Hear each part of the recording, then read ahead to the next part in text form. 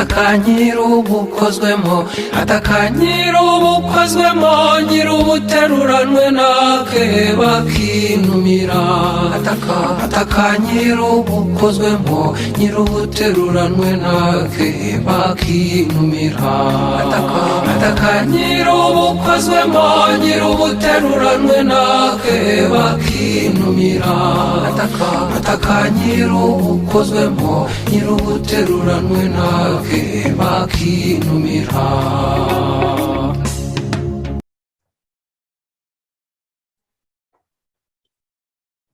Bonjour à tous et bienvenue dans les studios de la Voix des Grands Lacs, votre chaîne d'information et d'actualité. Notre invité du jour est M.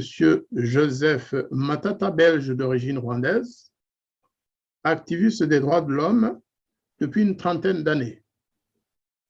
Joseph Matata, bonjour. Oui, bonjour mon frère Jean-Marie Vianney. Bonjour, bonjour, et donc bienvenue dans notre émission.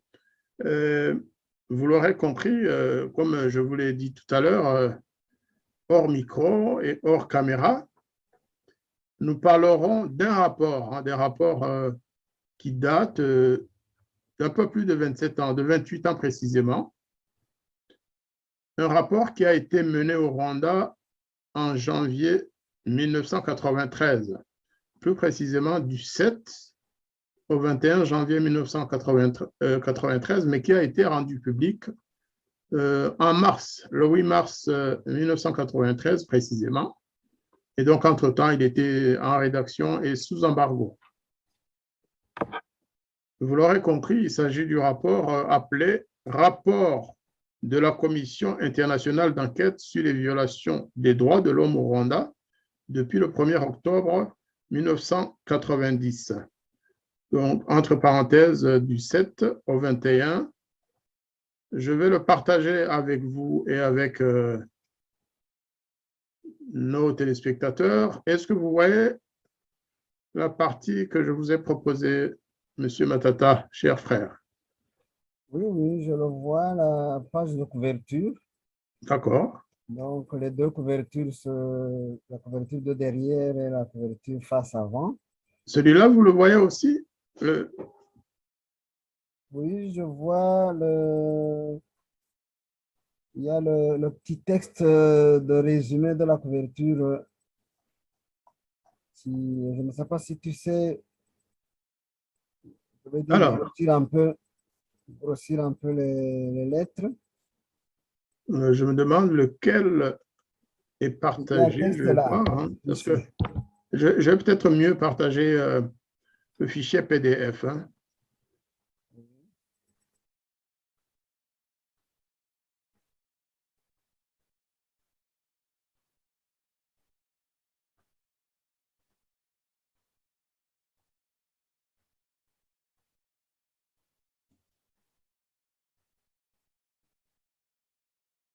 Je vais choisir un fichier plus lisible. Oui. Peut-être pourrais-je fermer le fichier Word. Que tu peux grossir. Oui, je vais le faire tout de suite hein, parce que, bien sûr, on pouvait discuter sans le fichier, mais je crois que c'est mieux de le partager avec nos téléspectateurs. Alors. Est-ce que vous voyez le fichier sur l'écran? Oui, je le vois maintenant, il est un peu, justement, il est plus visible pour moi parce que nous vieillissons, il ne faut pas oublier. Alors, Joseph, je vais m'excuser à l'avance parce que vous voyez, ça va être très compliqué pour moi. Oui. On travaille ensemble depuis des millénaires et donc j'aurai du mal à te vous voyer. On va se tutoyer en tant que défenseur des droits de l'homme, en tant que collègue depuis quelques dizaines d'années. Et donc, les téléspectateurs voient à l'écran le grand titre. Exactement. Voilà, avec la liste des organisations qui faisaient partie de cette commission internationale. D'abord, pour mieux placer le contexte, est-ce que vous pourriez expliquer à nos auditeurs et à nos téléspectateurs quand et pourquoi cette commission d'enquête a été commandé et a été mené au Rwanda, début 1993. Quel était le contexte politique ou humanitaire qui a fait qu'on a été obligé de créer une commission d'enquête internationale? Merci de me poser la question de savoir justement dans quel contexte nous avons été amenés à inviter 4 organisations internationales à venir nous aider, à venir faire une enquête internationale sur les violations des droits de l'homme. C'est sûr qu'avec l'attaque du FPR, les forces gouvernementales, dans les premières arrestations, dont moi-même je fus victime aussi. Donc, les premières arrestations ont tout de suite, en quelque sorte, mis à nu le régime de Habyarimana qui venait d'arrêter plus de 10 000 personnes en vrac, sans aucune enquête, souvent sur présomption, sur des préjugés liés au faciès, liés à l'ethnie ou liés à des opposants qui n'étaient pas encore déclarés puisque le multipartisme n'était pas encore reconnu à ce moment lors de l'attaque du FP. Donc, il y a eu toute une série de violations. Évidemment, parmi les personnes arrêtées, il y en a qui ont été torturées. Moi-même, j'ai été tabassé. C'était la première fois.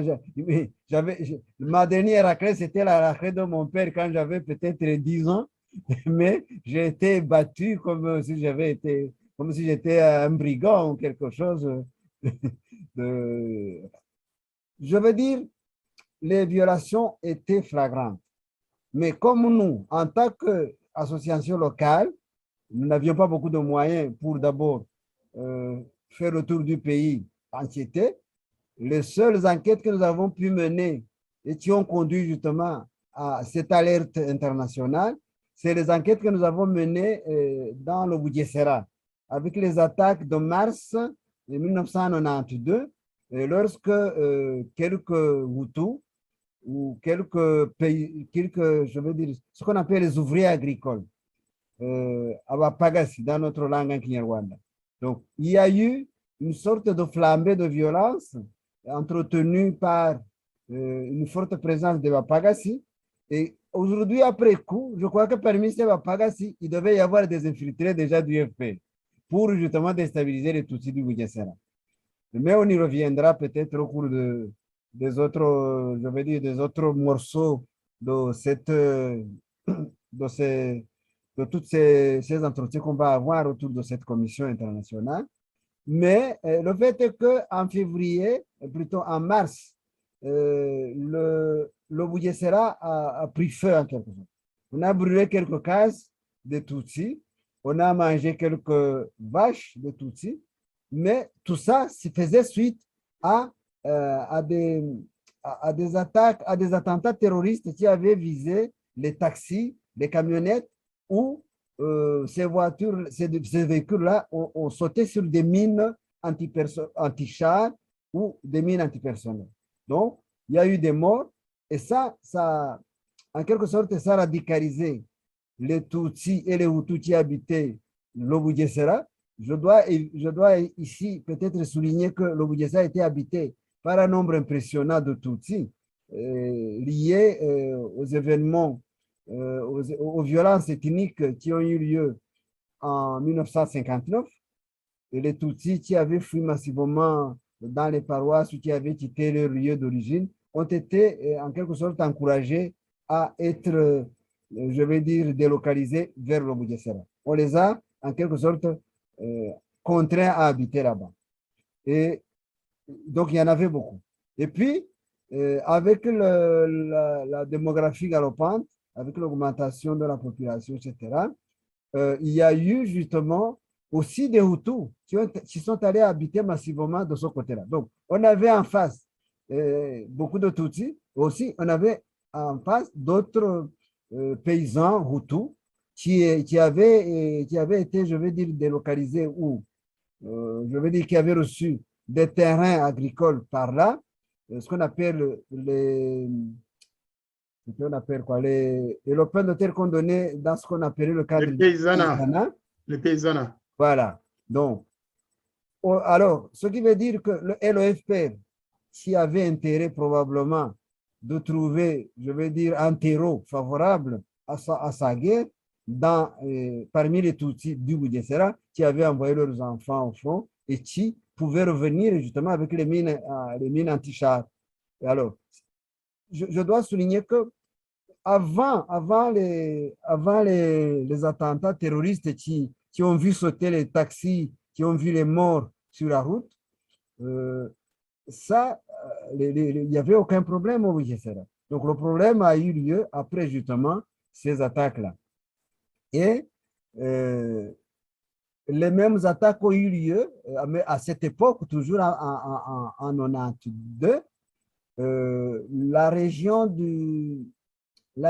de Tibirira, notamment autour de la paroisse catholique d'Omuhororo, qui a recueilli les réfugiés ou les déplacés, les gens qui étaient, les Tutsis qui avaient fui leur domicile, parce qu'ils avaient été encore attaqués. Je dois rappeler que dans cette commune, déjà en octobre 1990, il y avait eu aussi une flambée de violence où les Tutsis ont été pris à partie par des groupuscules de délinquants ou des gens, je veux dire des jeunes gens désœuvrés. Mais ça avait donné lieu à l'arrestation du sous-préfet d'Ongororero, qui est mort d'ailleurs curieusement en prison, on ne sait même pas de quoi il est mort. De toute façon, il n'avait pas été torturé. On pense à un empoisonnement. Mais donc, je veux dire, les violences de 1992, de mars 1992, sont liées en quelque sorte à la pression, non seulement des troupes du Front patriotique rwandais sur le front, dans les préfectures de Byumba, où eux aussi avaient en quelque sorte chassé la population de ces terres.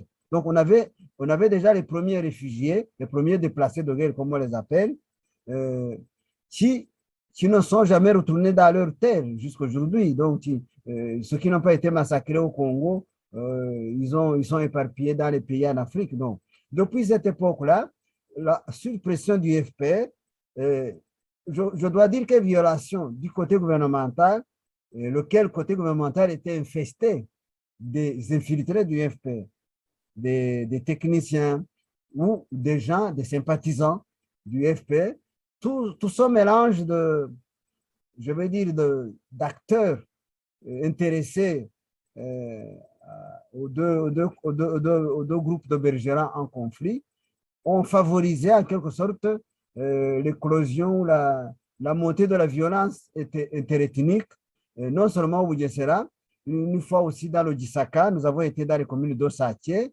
À l'époque, il y avait juste un bourgmestre qui était aussi musicien, Moutabaruka Sylvain, si j'ai bonne mémoire.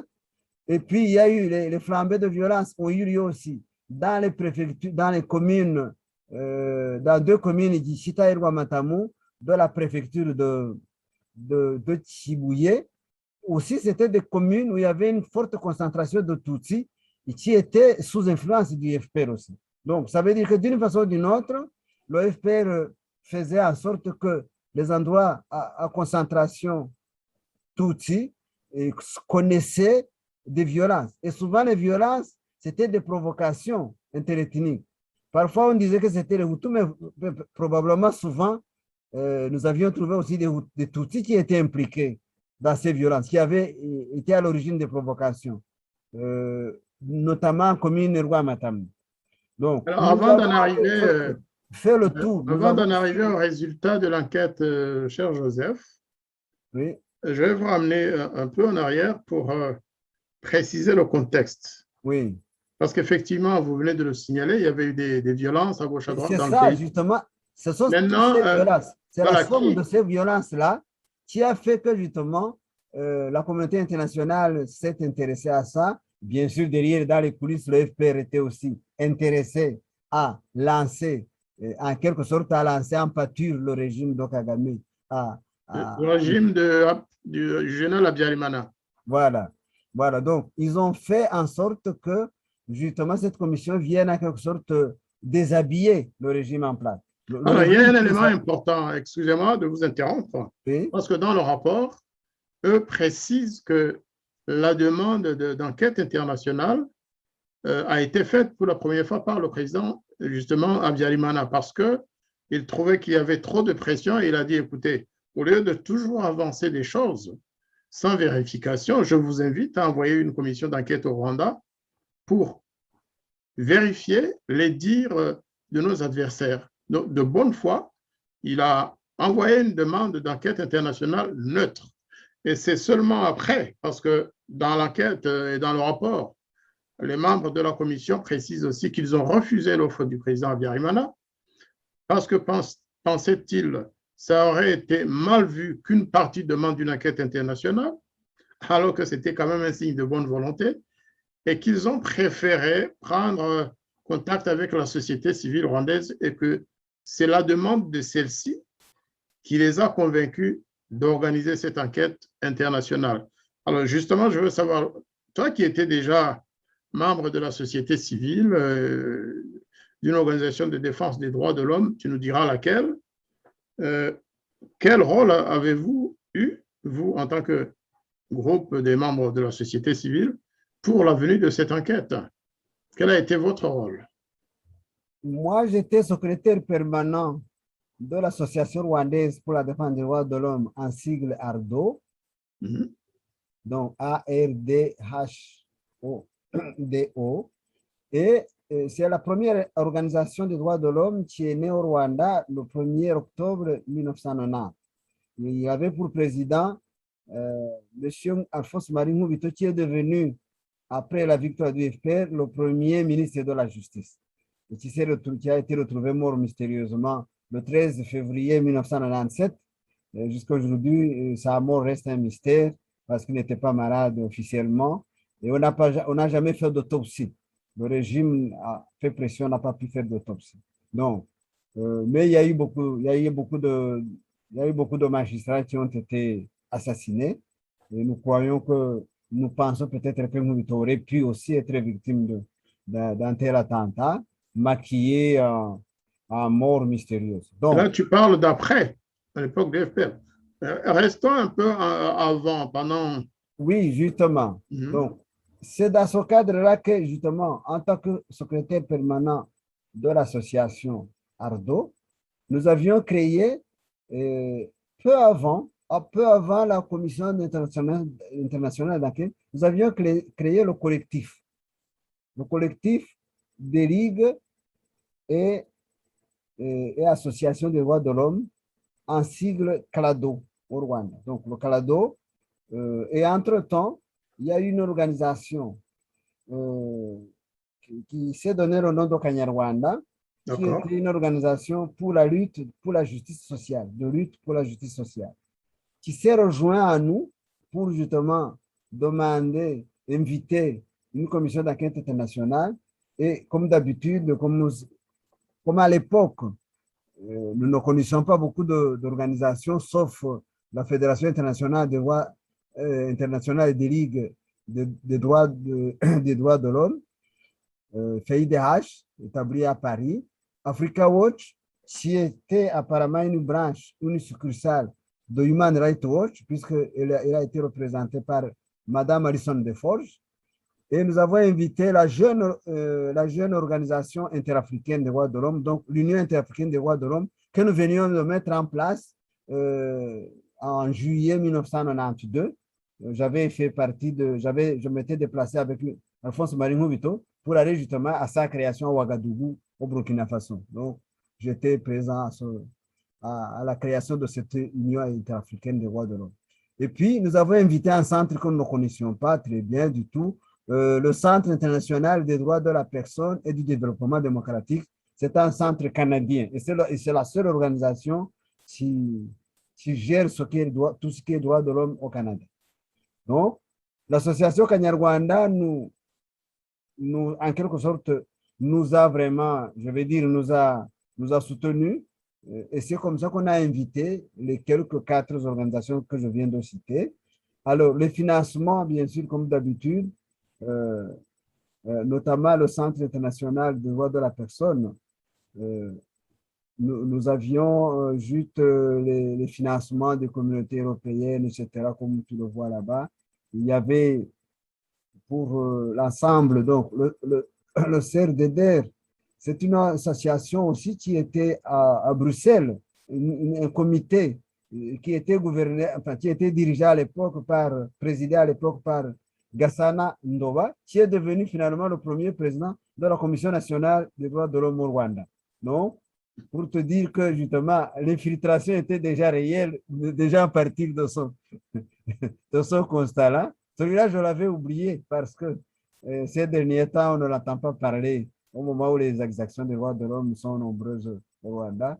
Apparemment, il s'est retiré, il doit s'occuper d'autre chose.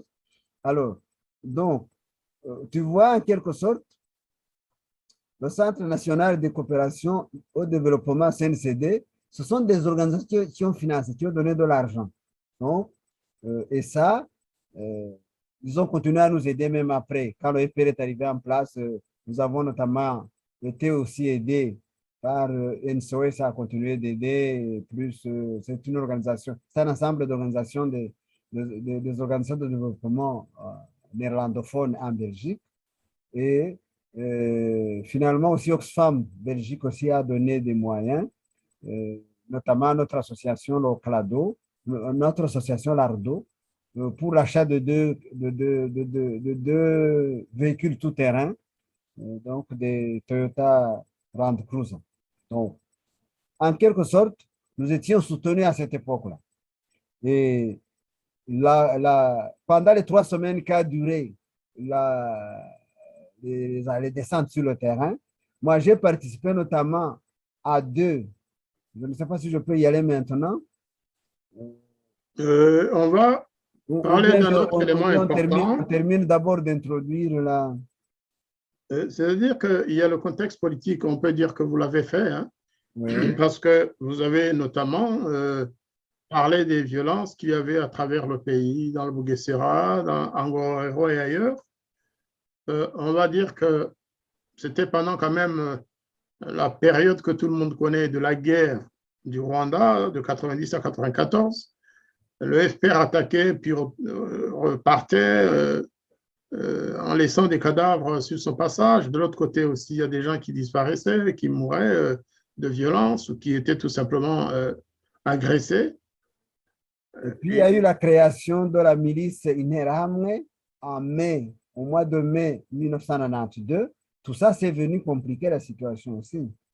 Alors, un autre élément important à signaler, c'est quand même que début 93, le FPR a lancé une des attaques les plus meurtrières et les plus musclées, en fait, alors que les négociations de paix étaient en cours. Une attaque qui a failli tout faire basculer, d'ailleurs, c'est connu, et c'est peut-être une façon de faire pression sur la communauté internationale, justement. Il y a une attaque très grave qui avait abouti à la prise de Byumba en 1992, et où une grande population de Byumba était, je vais dire, encerclée. Tout à fait. Et les premiers massacres dont on a découvert l'existence après la victoire du FPR, c'est à ce moment-là que des milliers de paysans ont été massacrés parce qu'ils s'étaient retrouvés dans la zone dite conquise. Le FPR a été obligé de retourner suite justement aux accords de paix d'Arusha. Ils ont retourné, mais ils avaient déjà nettoyé en quelque sorte la population. Ceux qui n'avaient pas pu fuir vers Nyakyonga, vers les camps qui étaient dans le nord de Kigali, notamment du côté de Wumbogo, du côté de Mugambazi et Rutongo.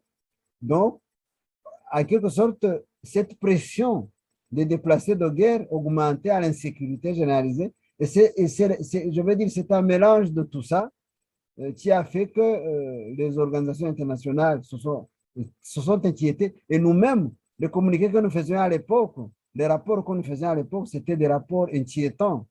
Et nous mettions en garde les pouvoirs publics en disant qu'il faut éviter qu'il n'y ait pas de flambée entre Hutu et Tutsi, qu'il n'y avait pas de violence entre Hutu et Tutsi. Donc, on a toujours voulu éviter ça, et de telle sorte que les quelques violences qui ont eu lieu dans les communes dont je vous parle, c'était toujours quelques délinquants qui s'attaquaient à quelques familles toutes. Ça n'a jamais été généralisé parce que le président Habyarimana avait quand même je veux dire, il tenait bien quand même son pays. Il a arrêté. Chaque fois qu'il y avait quelque chose quelque part en dessous, c'était vite arrêté. Que ce soit à Chibouye, que ce soit au Bugesera, que ce soit au Gisaka. Par exemple, à Gisaka, nous sommes intervenus une seule fois euh, et ça s'est réglé. On avait brûlé quelques cases et les déplacés sont retournés chez eux. Mais au Bugesera aussi quand l'attentat du 6 avril a eu lieu, il y avait plus de déplacés de guerre au Bugesera.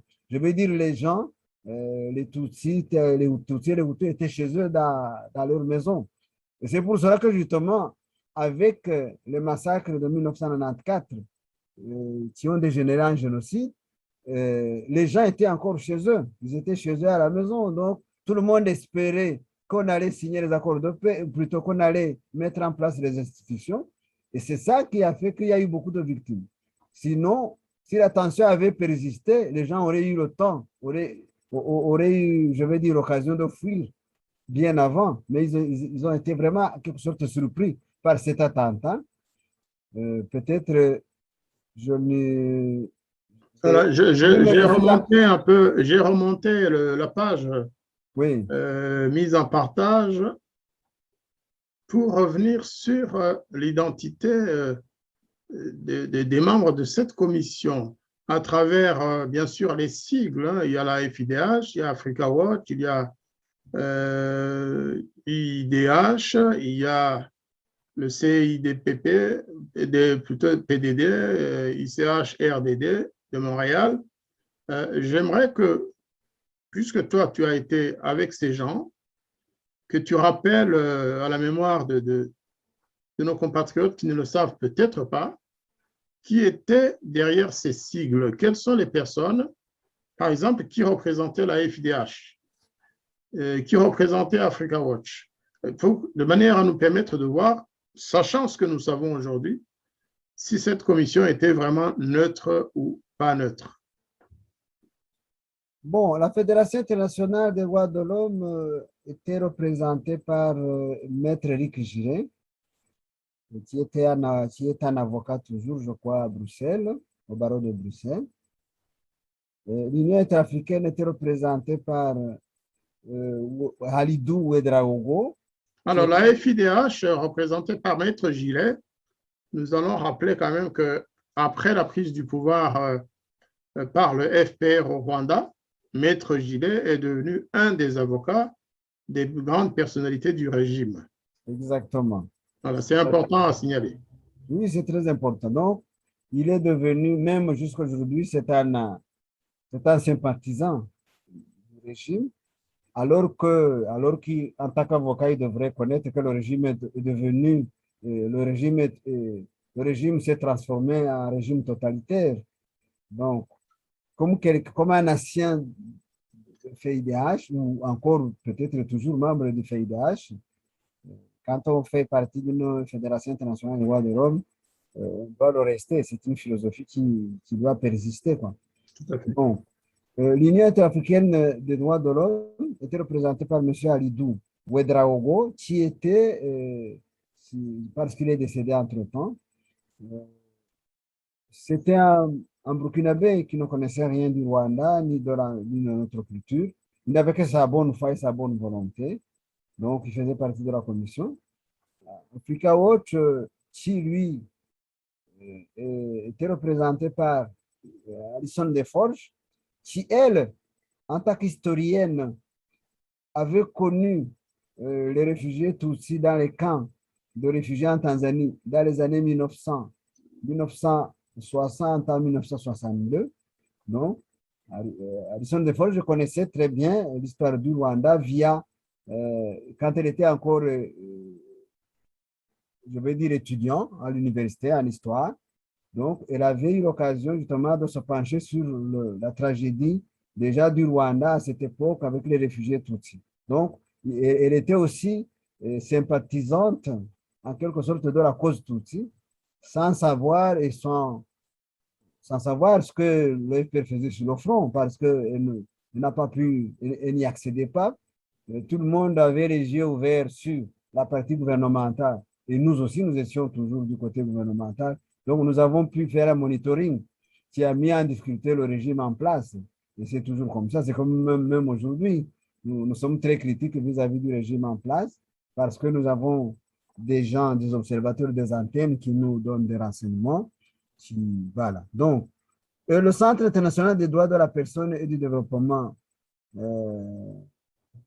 ne veux pas te couper la parole.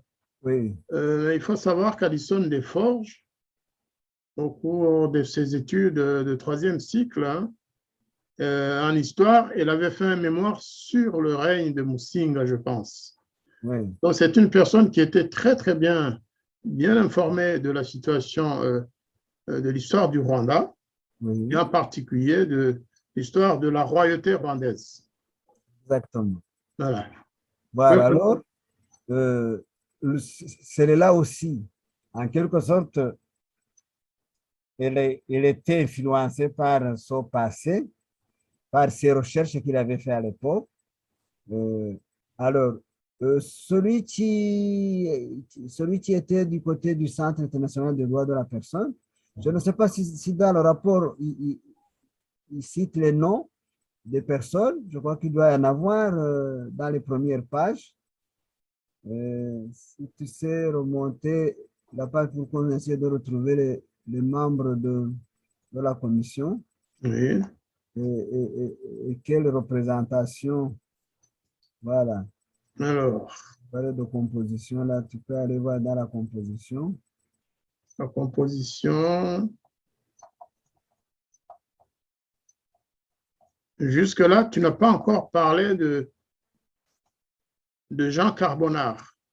Non, pas encore. Justement, on va revoir dans quel genre. Voilà, ça, c'est nos associations. Je n'ai pas détaillé parce que j'ai parlé de mon association, mais on était à plusieurs. Il y avait les. Voilà. Voilà. Donc, pour agir ensemble. Donc, Jean Carbonard, c'était délégué d'agir ensemble pour les droits de l'homme. Et Philippe Dahinden, qui venait de Lausanne. Et René Segui, doyen de faculté de droit d'Abidjan, président de la Ligue ivoirienne des droits de l'homme, qui avait accompagné Ouedraogo. Alison Desforges, Africa Watch, State University of... Tu vois, par exemple, là, j'avais oublié complètement cette université de Buffalo. Ouais. Donc, elle était professeur là-bas aussi. Alors, tu vois, les légistes, là, les médecins légistes, là, ceux-là, on n'a jamais fait attention avec eux. Donc, Éric Gillet, qui lui, donc, était avocat et qui représentait la FIDH, donc la Fédération internationale des droits de l'homme.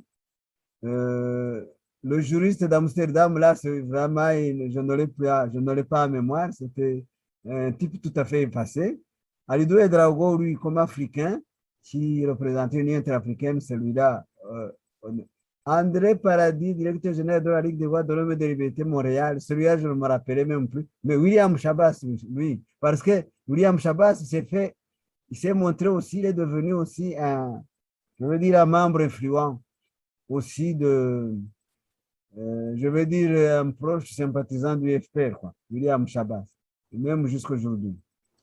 Alors, on n'a pas beaucoup parlé des autres, mais... Jean Carbonard, qui était venu pour agir ensemble, il m'a l'air d'être un infiltré, parce que peut-être avec bonne foi, l'association Agir Ensemble, elle nous aide encore aujourd'hui. C'est elle qui s'occupe, je crois, de l'Iprodor. Donc, c'est une association qui est restée, je veux dire, neutre et honnête face aux violations des droits de l'homme. Mais Jean Carbonard, apparemment, qui lui, une fois qu'il est arrivé au Rwanda, il a mordu à l'hameçon et il est resté jusqu'à sa mort. Il est resté un grand souteneur, un grand militant pro-IFPR, quoi. En réalité, Joseph, Jean Carbonard, moi, je le connaissais déjà personnellement avant qu'il ne vienne au Rwanda. Ah bon, oui, Ah comme oui, il tout était simplement parce ambassadeur. qu'il était président de l'association Survie.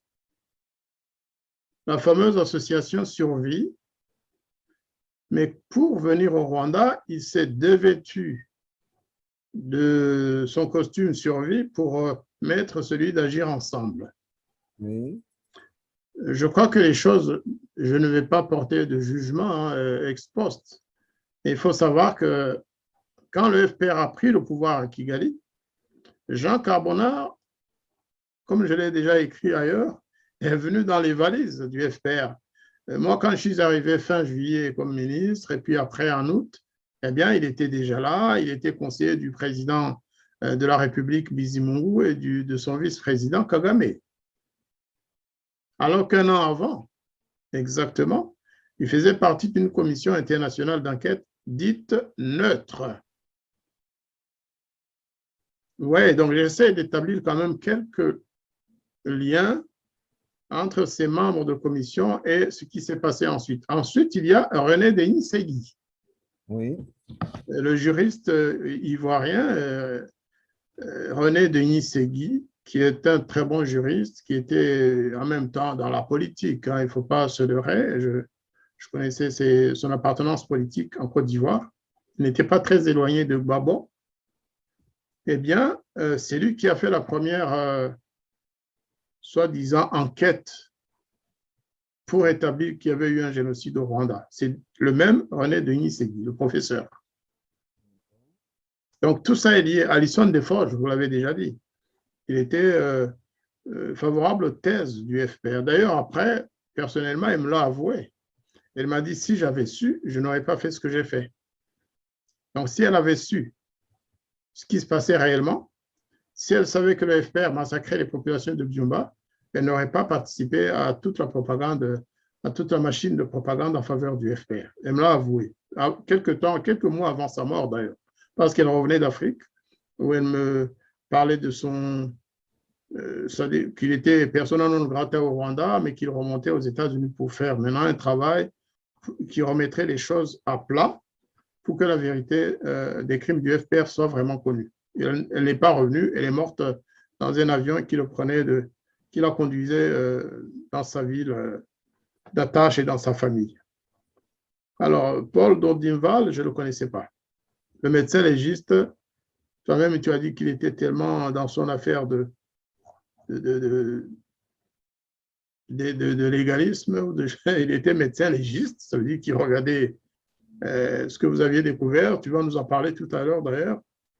Après avoir vu que ces enquêteurs qui, en janvier 1993, paraissaient si neutres, alors qu'en réalité, beaucoup étaient déjà attachés au FPR, à l'insu naturellement du gouvernement rwandais, hein, qui constituait l'autre parti. On va peut-être parler du travail proprement dit de la commission. Raconte-nous comment s'est passée l'enquête, ou alors si tu as un autre élément avant, tu peux aussi le donner. bien. Vous voyez, je me rappelais même plus certaines personnes, comme dans toutes les commissions, il y a qui peuvent avoir des influences qui se sont fait remarquer et d'autres qui étaient un peu des personnes qui passaient inaperçues. Pour ce qui concerne le travail de la commission, bien sûr, à part Alison Desforges qui connaissait le Rwanda, et Maître Eric Giré, je crois que je me demande s'il n'avait pas participé à, comment dirais-je, à la défense de ce qu'on appelait les prisonniers d'octobre. Je ne sais pas s'il n'y avait pas participé, parce qu'en quelque sorte, je sais que Mbonameka Stanislas était l'avocat rwandais qui a aussi collaboré. Je me demande même si même Philippe Légens n'a pas participé, je veux dire, à la défense de ce qu'on avait appelé les prisonniers d'octobre dont j'ai fait partie moi-même. Donc, moi, je crois que pour ce qui est euh, ici, je vois que le Conseil des ministres du Rwanda avait exprimé qu'une commission vienne, plutôt que de subir les mensonges ou la propagande du FP, que déjà au mois de mai, juste dans le mois même où on a créé les milices des Interahamwe, ils aient demandé une telle mission au ministre de la Justice à l'époque, qui était aussi de l'opposition. Je me demande si ce n'était pas encore Bonamé Stanislas, qui était aussi un juriste, et comme je dis, du Parti libéral, et qui, à ce moment-là, avait déjà été avocat des prisonniers d'octobre. Donc, c'était quelqu'un déjà qui connaissait les violations, tous les abus qui avaient eu lieu au début de la guerre, au déclenchement de la guerre, avec toutes ces arrestations, des personnes qui sont restées en prison pratiquement presque tous pendant 6 mois. Moi, j'ai été 2 mois et demi, de novembre à janvier, de novembre 90 à janvier 91, mais les autres ont été libérés au mois de mars, presque tous. Donc, suite aux accords scellés, parce qu'on a parlé aussi de ces prisonniers, dont bien sûr des sympathisants du FP. Donc, je pourrais dire même que c'est la première victoire du FP, de faire libérer tout ce qu'on avait catalogué comme collaborateur de la rébellion.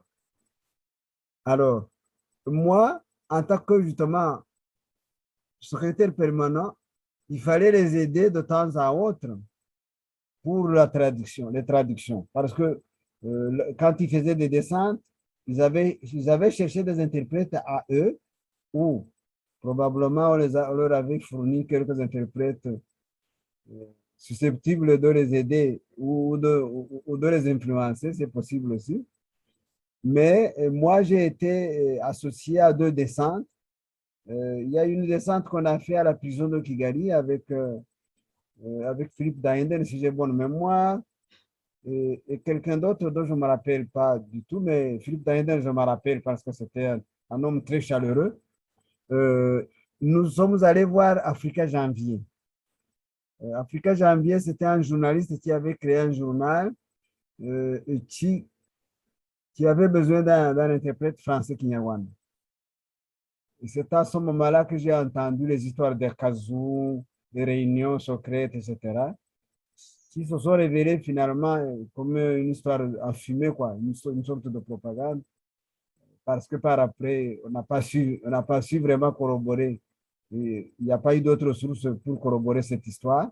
Mais cette histoire a servi dans ce rapport vraiment à accabler le régime Habyarimana.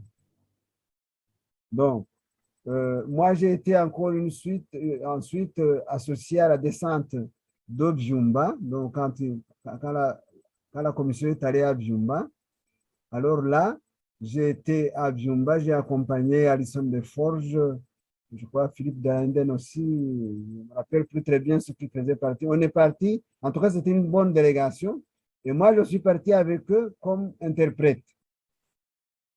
Et curieusement, nous avions prévu de partir le matin. Mais le FPR avait, il avait donné un message en disant qu'il ne faut pas venir le matin, qu'il faut venir en début d'après-midi. Même le début d'après-midi, on n'était pas encore arrivé. On était bloqué en Gondoré, c'est-à-dire à la frontière donc sur le front, entre le front qui divisait les 2 armées, qui se situait en Gondoré, avant d'arriver à Mulindi où ils étaient établis, quoi.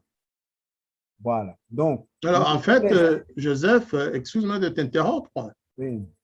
Il y a comme une différence en termes d'accueil. Parce que dans le rapport, ils disent que la commission a bénéficié de la collaboration des autorités rwandaises et du FPR, c'est ce qu'ils disent. Le président Juvenal Habyarimana a même adressé une lettre de bienvenue. En date du 4 janvier, la lettre disait « Je me réjouis de cette nouvelle, c'est-à-dire l'arrivée de la commission, et forme le vœu que cette enquête internationale puisse permettre de faire la lumière sur les événements malheureux qu'a vécu notre pays au cours des 2 dernières années. Nous avons affaire là à un président de la République accusé d'exaction, voire d'organisation de massacre, qui reçoit une commission internationale neutre. Est-ce que le gouvernement vous a infiltré pendant cette mission? Non, nous n'avons pas été embêtés. Comme c'est le cas aujourd'hui avec le régime FPR, une telle commission ne peut pas fonctionner. Est-ce que le gouvernement vous a donné des moyens pour éventuellement circuler, je ne sais pas, hein? Non, nous, en tant que CLADO, on avait nos pauvres petits moyens. La commission est venue avec son budget à lui. Le gouvernement rwandais ne nous a rien donné parce qu'il n'était pas notre bailleur de fonds. Tout à fait. Comme d'habitude, nous, on avait juste les bailleurs traditionnels avec très peu de moyens. Donc, la lettre du président de la République, le président de la République a toujours eu beaucoup de respect, je veux dire à plein, à tout ce qui était international. Ce n'est pas comme aujourd'hui où on massacre les Espagnols, les Canadiens, les Belges, etc. À l'époque de la Habyarimana, il y a eu un assassinat d'un prêtre, je crois, c'était un Canadien ou un prêtre, je ne sais, je me rappelle plus sa nationalité, qui a été tué à Boutamna. Mais là, encore une fois, on peut voir l'œuvre des gens qui voulaient en quelque sorte envenimer, sinon on n'a pas enregistré de massacre ou d'assassinat de prêtres à l'époque de la Habyarimana. On n'en a pas eu. Il y a eu quelques arrestations parmi quelques Tutsis peut-être soupçonnés, etc. Mais ça, comme ils ont été libérés très rapidement. Donc, on pourrait dire que les exactions à l'époque étaient comptables, d'autant plus que nous, en tant que militants des droits de l'homme, nous n'avons jamais été contraints à fuir. Nous n'avons jamais été attaqués. Il y a personne qui a été tabassé, il y a personne qui a eu sa maison attaquée. Tandis qu'aujourd'hui, c'est vraiment, ça n'a rien à voir, quoi. Non? Alors, le président de la République avait un minimum de respect pour nos organisations. Alors, la commission le reconnaît d'ailleurs parce que à la page 8, hein, ils disent que le gouvernement n'a... Alors, qu'est-ce qu'ils disent? Pour le reste, le gouvernement n'a posé aucun obstacle au libre déplacement de la commission. Ça veut dire que vous avez passé combien de temps dans la zone gouvernementale pour rafraîchir aussi la mémoire de nos auditeurs? Mais dans la zone gouvernementale, on y était 24 heures sur 24. Tandis que dans la zone du FPR, nous n'avions été autorisés qu'à rester pendant 2 petites heures et les déplacés de guerre qu'on a trouvés là-bas étaient encadrés. Avec donc, en fait, vous avez passé 2 semaines du 9 au 21, si je puis dire, du 9 au 20, dans la zone gouvernementale. Oui, 24 heures sur 24. La fonction pouvait fonctionner, la fonction pouvait circuler jour et nuit. Elle n'a jamais été embêtée, elle n'a jamais été prise à part. Alors que dans la zone du FPR, là aussi, ils sont assez honnêtes quand même pour le dire. Vers la fin, ils expliquent tout. Oui. Vous souhaitiez au moins passer une journée dans la zone du FPR, mais ils vous ont retardé jusqu'à pratiquement en fin d'après-midi. Oui, justement, nous avons été là quelques malheureuses petites heures dans lesquelles on n'a pas pu faire grand-chose. Et il paraît, si j'en crois aussi certaines parties du rapport et de ce que m'ont raconté les membres de la commission, dans la zone du FPR, vous ne pouviez pas avoir accès aux témoins en dehors de la présence des officiers du FPR qui avaient une caméra braquée sur les témoins en question, des paysans. Vous imaginez un paysan en 1993 devant un militaire officier du FPR avec une caméra en face. Qu'est-ce qu'il pouvait dire en termes de témoignage? Il ne pouvait rien dire. Oui. Alors que de l'autre côté, il n'y avait pas de caméra. Est-ce que ça s'est passé comme ça vraiment? Bah, écoute, le FPR, comme d'habitude, avait plein de choses à cacher, comme aujourd'hui. Donc, dans la zone FPR, nous étions malaisés. Moi-même, je voyais, tu vois, même les Rwandais qui étaient censés être là, dans la zone. Donc, on voyait très bien que le discours et le verbal, donc le langage verbal et le langage corporel, c'était deux choses très différentes. On voyait que les gens était, comment dirais-je, on le voyait que d'abord, on dirait que c'était des muets qui pouvaient parler un mot sur 10. Et puis, on voyait des gens qui les épiaient dedans, on le voyait que il ne nous a jamais vraiment laissé au moins seuls avec les populations dites déplacées qui étaient en quelque sorte, qui avaient l'air des prisonniers, quoi. Ils étaient bien, ils avaient des habits bien lavés, mais on voyait très bien qu'ils ne pouvaient pas s'exprimer librement. Je ne sais pas si dans le rapport, ils mettent la date la date où nous avons été dans le régime, dans la région. Alors, rappelez-moi le nom du village. Ça devait être en Gondoré. Gondoré, bien, ouais, Gondoré. En Gondoré, ou Moulindi, je ne sais pas ce qu'ils ont retenu. Moulindi peut-être. Hein. Vous êtes arrivé à Moulindi même ou bien non, il me semble que en tout cas c'était dans la zone du FPR, ça c'est sûr. À la zone du FPR, ils ont été parmi ils ont été les derniers. Tu vois ici par exemple, ils ont reçu un rapport de la Ligue pour la défense des libertés publiques, l'IDEL, qui avait fait un rapport sur les non-dits. Et finalement, leur rapport, le contenu de leur rapport a été, je vais dire, c'était la première fois qu'on parlait justement des crimes du FPR sur les populations civiles qui étaient restées encerclées. Et donc, ce rapport, c'est pour ça d'ailleurs que les membres de ce rapport ont eu des embêtements pour obtenir le statut de réfugié ici, en Belgique ou en France. Les membres de cette association, le FPR les poursuit jusqu'encore aujourd'hui, il les poursuit jusqu'encore aujourd'hui. Oui. Parce qu'ils avaient eu cette possibilité que nous n'avions pas eu au niveau du CLADO. Et c'est pour ça qu'on disait que les membres de la LIDEL ou Ardo Tabara, parce qu'ils avaient créé plusieurs associations, 4 à peu près aussi comme nous. Donc, ils ont reçu ces violations. Apparemment, ils n'en ont pas pris en compte parce qu'ils disent qu'ils ont reçu le rapport 24 heures avant la fin de leur mandat. Mais quand nous avons été dans cette zone, voilà, ils parlent ici, je vois, là où tu étais. Là? Tous les membres de la commission ont passé une journée dans la zone contrôlée par le pays. Ce n'est pas une journée. On n'a pas passé une journée là-bas. Je suis désolé. C'est 2 heures. Pour la journée, au fait, notre journée a été, ils ont retardé. D'abord, ils nous ont retardé à Kigali.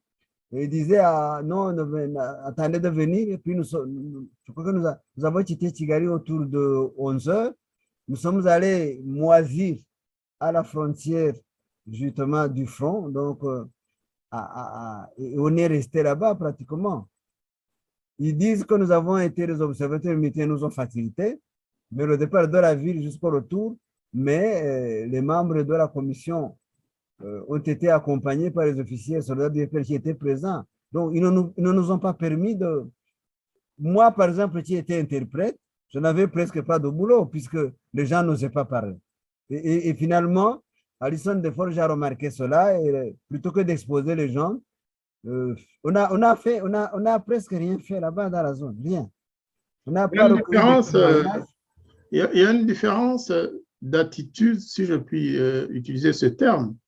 Ouais, dans le premier paragraphe sur cette page, ils disent « Pendant les journées de fouille, la commission était accompagnée d'un militaire. » Là, on parle de la zone gouvernementale. La commission était accompagnée d'un militaire qui avait été désigné par le ministre de la Défense pour une visite au bourgmestre de Kanzenze. Ça, c'est un exemple qu'ils prennent. Plusieurs membres de la commission ont été accompagnés d'un gendarme qui n'a pas assisté à l'entretien. Oui, exactement. Alors qu'au FPR, des officiers du FPR étaient présents chaque fois que vous avez voulu interroger des témoins éventuels. Ils ont mis presque, parce qu'ils étaient en civil. Ils s'étaient mélangés à la population civile, on le voyait. Ouais. Donc, ils étaient tout présents. C'est comme aujourd'hui. Il n'y a pas moyen de parler sans qu'ils soient là.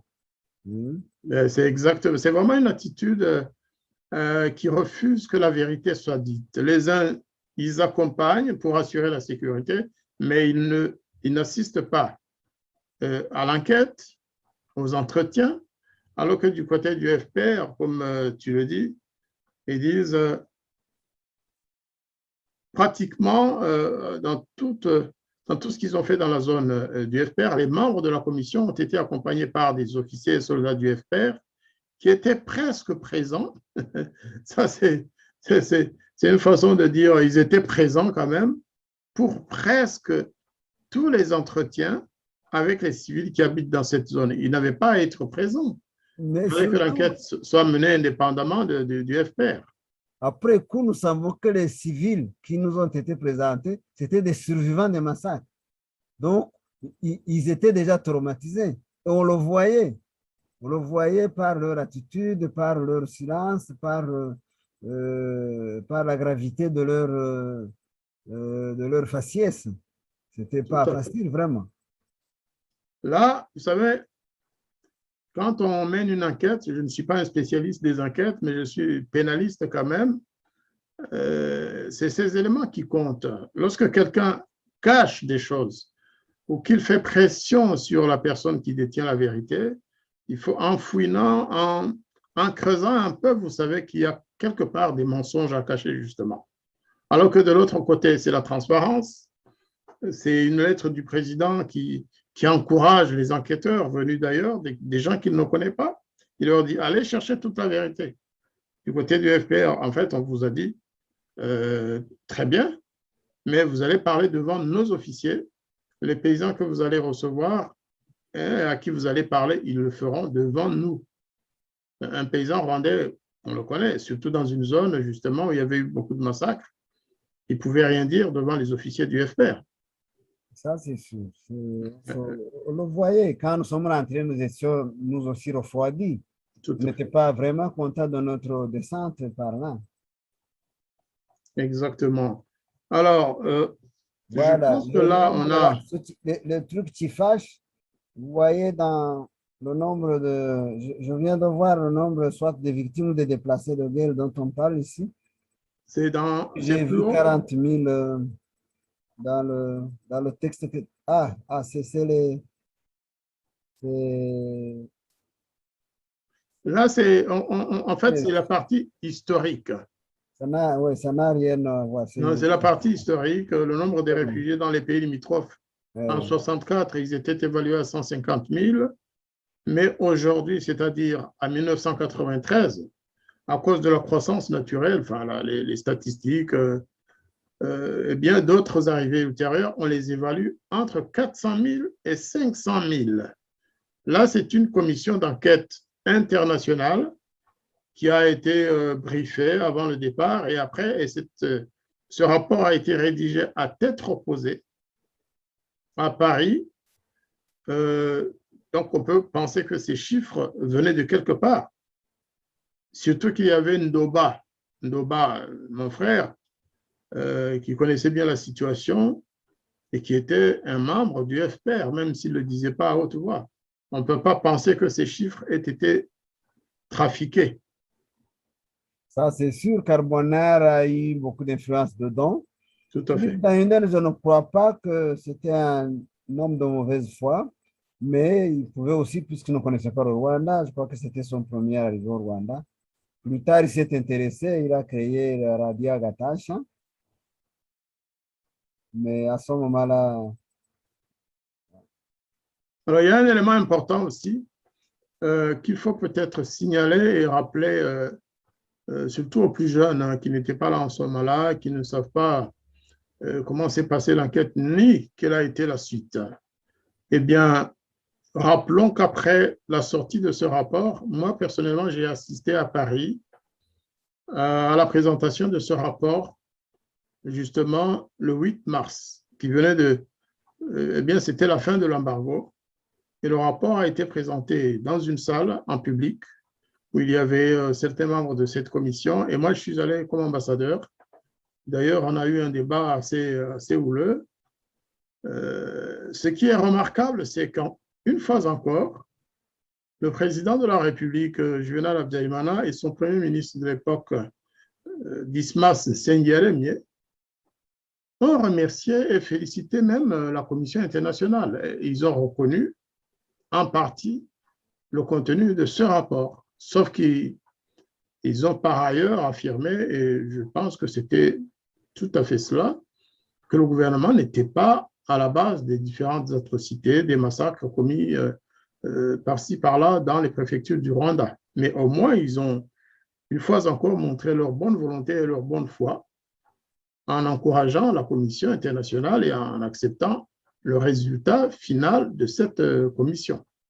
C'est un élément, je pense, qu'il faut souligner.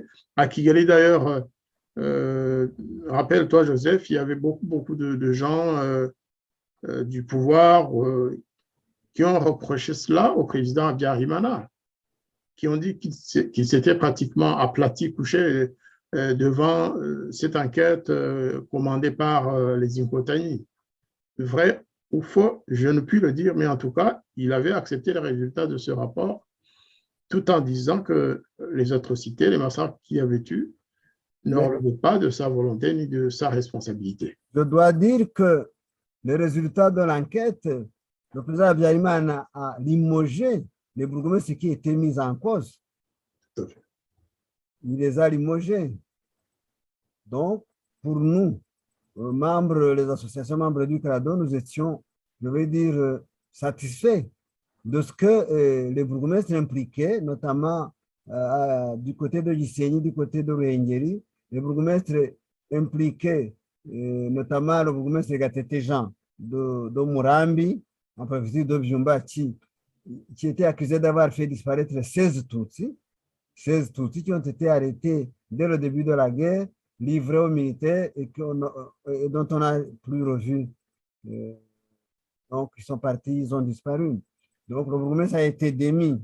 Le bourgmestre d'Odikoro, où il y avait eu des violences des milices Nterahamwe qui avaient attaqué quelques Tutsis, le bourgmestre a été limogé. Ils ont limogé aussi le bourgmestre de Chinigi ou de Muchingo.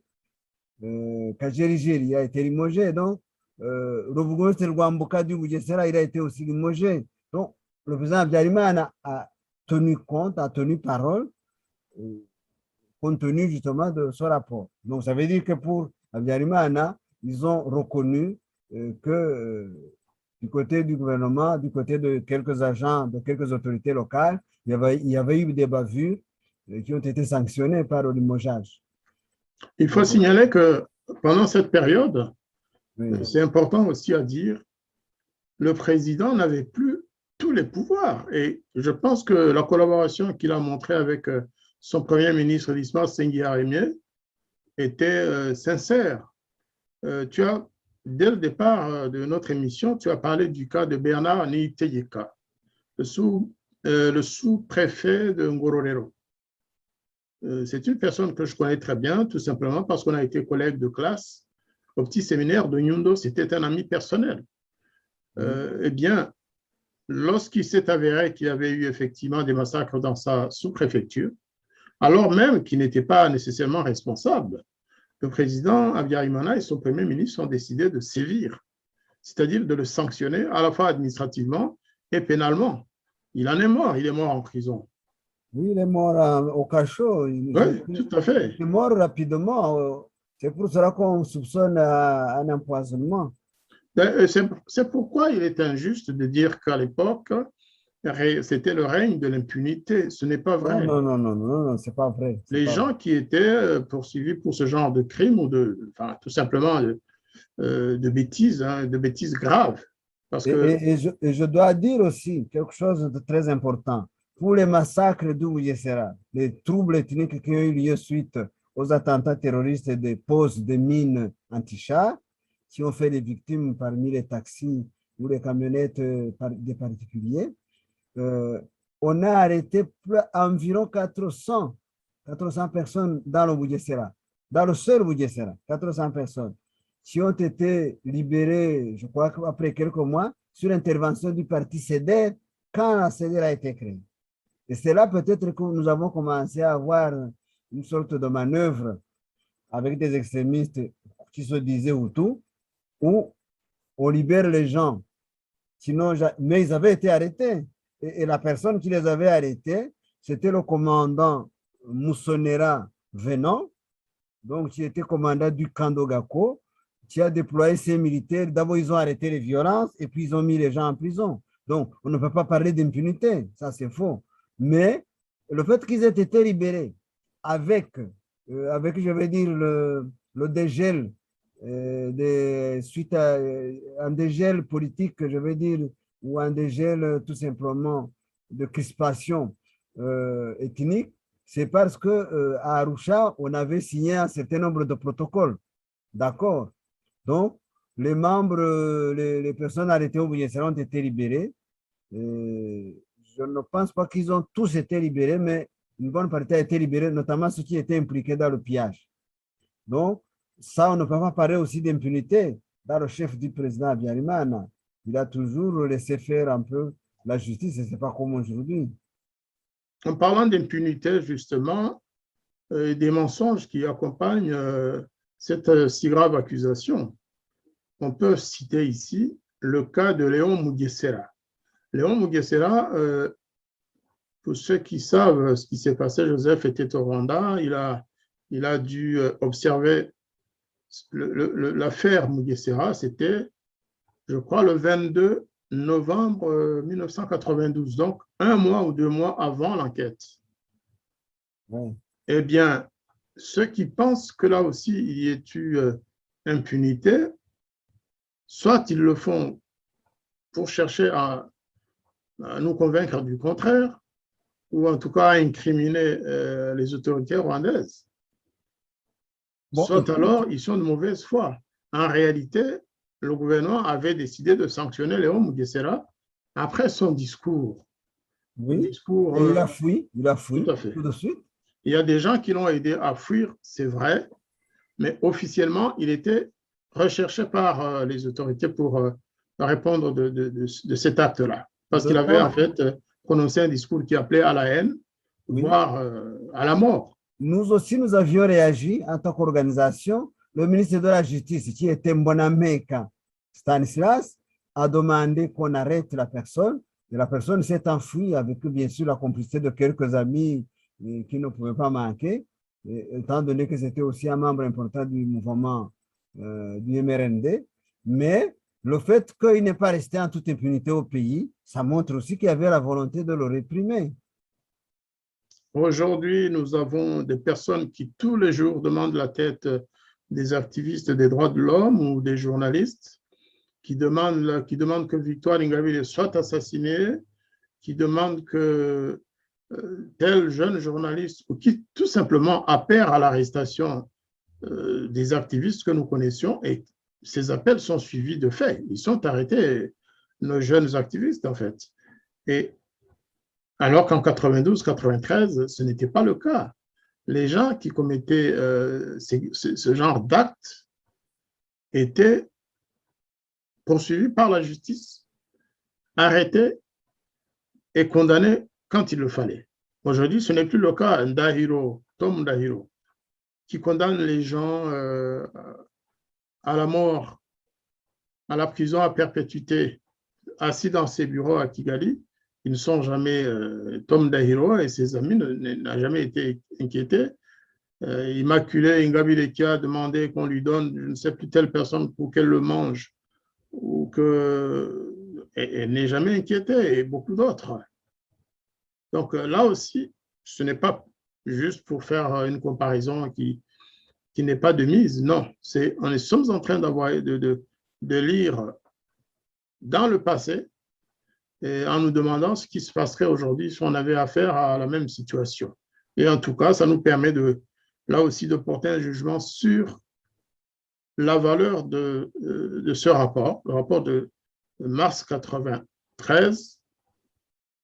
Est-ce que après tous ces éléments, cher Joseph, en tant qu'activiste des droits de l'homme, qui t'est battu depuis une trentaine d'années pour défendre les faibles, défendre les opprimés.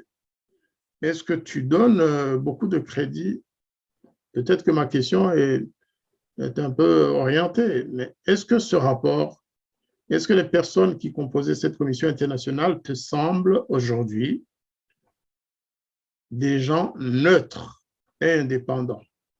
27 ans après, non, plutôt 28 ans après, justement, après ce rapport, je me rends compte comment, pas seulement pour la Commission internationale, mais aussi pour d'autres structures, d'après les aveux des personnes comme Tito Rutaremara, comme d'autres membres du FPR qui parlent d'infiltration, ça ne m'étonnerait pas qu'il y a eu des témoins que le FPR a infiltré dans les témoins entendus par la commission et que ces témoins-là aient pu fausser la vérité des événements qui ont eu lieu, notamment dans le nord du pays.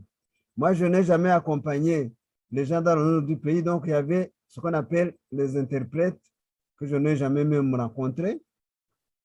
Qu'est-ce qui me dit si ces interprètes-là n'étaient pas des interprètes tout trouvés ou tout préparés pour justement ce genre de manipulation. Donc, là, en quelque sorte, les enquêteurs, les membres de la commission pouvaient être victimes eux aussi d'une manipulation. Et c'est pour cela que peut-être je pourrais les excuser aujourd'hui. Et je suis sûr et certain que ceux qui ont survécu, si Mme Harrison était là, je crois qu'elle serait d'accord avec l'analyse que nous faisons maintenant. Parce que Mme Harrison, on disait qu'elle pouvait comprendre quelques mots en Kinyarwanda, mais elle ne pouvait pas comprendre lors d'une enquête tout le Kinyarwanda, ce n'était pas possible. Donc, personnellement, 28 ans après, je trouve que la commission d'enquête, c'était une sorte de piège pour le régime du président Habyarimana, d'autant plus que lui, il n'a mis il n'a placé aucun obstacle devant les membres de la commission, il les a laissés libres et indépendants comme ils le reconnaissent eux-mêmes, mais nous sommes des témoins aussi. Les membres de la commission pouvaient rencontrer des gens jour et nuit, ils pouvaient circuler dans tout le pays, il n'y avait pas de couvre-feu, il n'y avait rien, tandis que dans la zone FPR, nous n'avons fait que 2 heures. Donc, on comprend. C'est pourquoi, en fait, dans la conclusion, il n'y a rien sur les violations des droits de l'homme qui auraient été commises à cette époque par le FPR, en réalité, puisque rien n'a été dit. C'est ça, justement, que le FPR a tenu à éviter. Ils ont réussi. Ils ont réussi parce que si nous avions eu l'occasion d'y aller librement, par exemple, d'y aller tous les jours, comme on circulait dans l'autre parti gouvernemental, on y allait tous les jours. Si on devait y aller tous les jours, c'est sûr qu'on aurait découvert les charniers aussi parce qu'ils en avaient. Et je dois d'ailleurs souligner qu'en 1992, quand ils ont appris qu'il y avait des tractations de la commission d'enquête internationale, ils ont déterré les cadavres. Et c'est un militaire du FPR qui a participé au déterrement. En juillet 1992, déjà, avec la signature des accords de paix d'Arusha, ils avaient peur qu'il y aurait une enquête. Donc, ils ont déterré les nombreuses fosses communes, notamment dans la préfecture de Byumba. Et ces témoins, ils sont encore vivants. D'ailleurs, une question de curiosité, je ne me rappelle plus exactement à quelle époque on parle souvent d'un massacre qui a été commis par les troupes du FPR. Pierre Mugabe en a parlé dans son livre et d'autres aussi, pour imputer ce crime à l'armée nationale, au phare et au régime du président Habyarimana. C'était quand ce massacre aussi? Le massacre des soldats? Non, le massacre des Bagogwe. Ah, mais le massacre des Bagogwe, Ruzibiza a expliqué que c'était une opération commando du FPR qui sont allés tuer les Bagogwe. C'était quelle période exactement? C'était en 93 aussi. C'est le massacre qu'on appelle le massacre d'Okaba 3. Est-ce que ces massacres se sont passés avant cette enquête? Non, ils ont eu international lieu ou après après? l'enquête. Ils ont eu lieu après l'enquête. Et je crois que c'est le FPR qui voulait faire un surenchère des massacres parce que peut-être ils avaient trouvé que le rapport, la commission d'enquête n'avait pas conclu à des crimes de génocide ou des trucs comme ça, parce que c'est ça qu'ils espéraient. Alors, ils ont commencé à aller tuer. Et en quelque sorte, c'était pour les exaspérer. Il faut dire que Dallaire, quand Dallaire a voulu mener une commission d'enquête là-bas, ils n'ont jamais trouvé de résultats. Je suis sûr et certain que l'enquête a été, ils ont eu un obstacle où Dallaire n'a pas voulu dire que c'est l'OFPR parce que c'était trop flagrant. Ils ont aussi tué les représentants, les membres, les sympathisants du MRND dans la région de Karambo.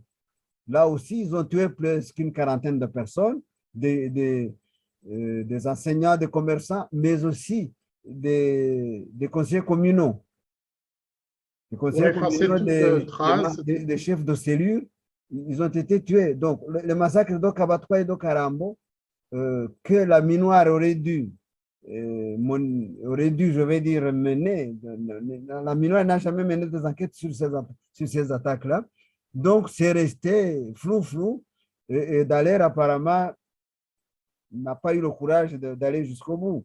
Et comme le gouvernement, je vais dire, c'était dans la zone tampon, le gouvernement de Habyarimana ne pouvait pas conduire les enquêtes là-bas, malheureusement. Donc, c'est la Minoire qui n'a pas fait son boulot comme il faut. Mais avec le livre de Ruzibiza, il a expliqué que c'était les infiltrés du UPR qui sont partis massacrer la nuit comme ils le faisaient. C'était dans leur zone qu'ils contrôlaient. Eux, ils disaient qu'ils avaient quitté la zone qu'on appelle la zone tampon, mais ce n'était pas vrai. La zone tampon est restée toujours sous occupation du FPR avec des militaires en civil qui s'étaient fondus dans la population. Et la population a toujours été sous pression, a toujours été terrorisée, comme aujourd'hui sur les collines au Rwanda.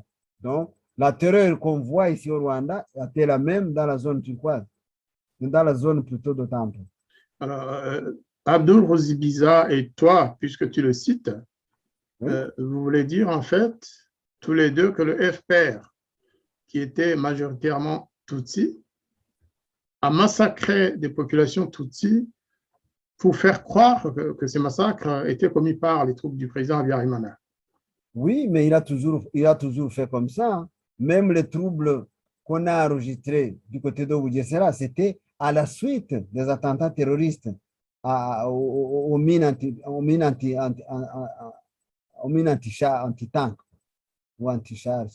D'accord, écoutez, Donc, on ne va ça veut pas... dire que le FPR a tout fait pour poser les bombes, les grenades dans les marchés pour faire monter la pression entre Hutus et Tutsis.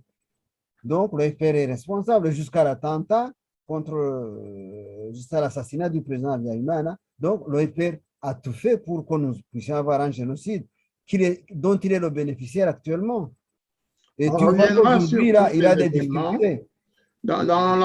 Dans les parties qui vont suivre dans nos Oui, oui. entretiens, nous reviendrons sur ces événements. La même chose que le FPR a commis des assassinats de personnalités politiques de l'opposition pour faire croire que c'était l'œuvre du président Habyarimana et de son parti, le MRND. Mais ça ne fait pas partie du rapport sous examen dans cette émission. En revanche, j'aimerais avoir ton sentiment après ton analyse. Je sais que pendant 28 ans, tu y as souvent réfléchi, tu as vu, tu as rencontré des personnes qui t'ont aussi donné leurs sentiments.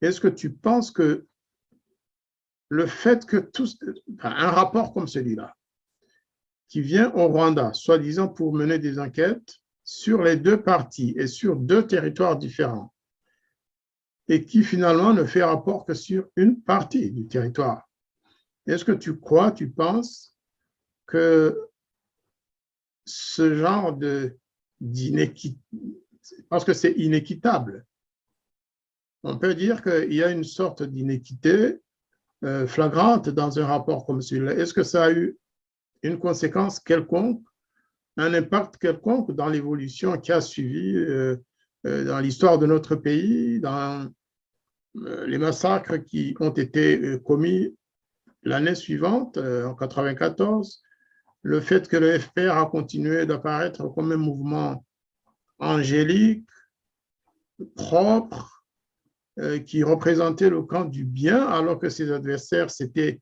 le camp du mal absolu, c'était les méchants, c'était des bourreaux, et aujourd'hui encore, c'est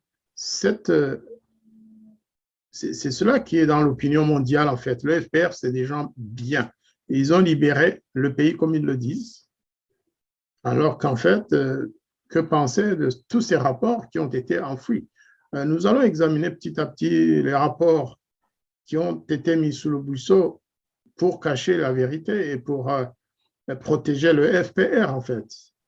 Mais ce rapport de 93, le fait qu'il ait été mené par des personnes qui n'étaient pas neutres, ni indépendantes, est-ce que ça a eu un impact dans la suite?